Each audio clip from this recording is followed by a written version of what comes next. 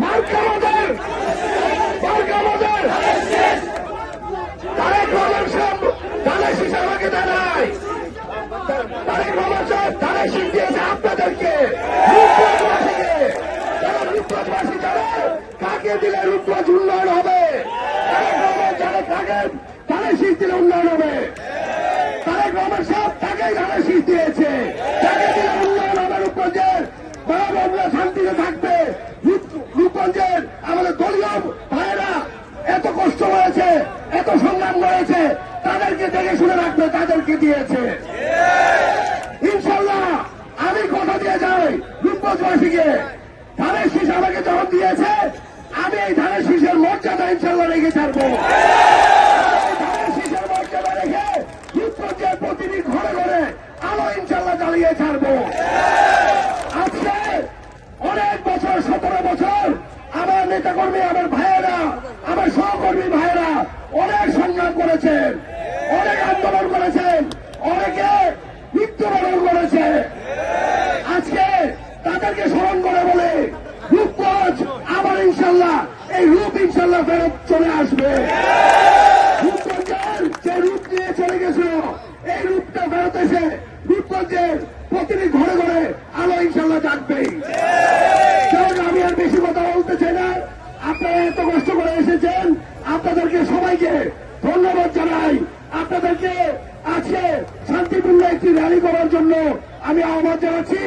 আজকে 7ই নভেম্বর যেই জিয়াউর রহমান সাহেব চার ডাকে আজকে এই দেশের গণতন্ত্র এসেছে, ওই দিনকে স্মরণ করে রূপগঞ্জের গণতন্ত্র আমরা আসবো আপনাদের মাধ্যমে। বাংলাদেশ জিন্দাবাদ। তারেক রহমান সাহেবকে ধন্যবাদ জানাই, বেগম খালেদা জিয়াকে ধন্যবাদ জানাই। আরেকটি জিনিস, ওনারা দিয়েছে ধানের শীষ, আমরা ওনাকে একটা উপহার দিতে চাই।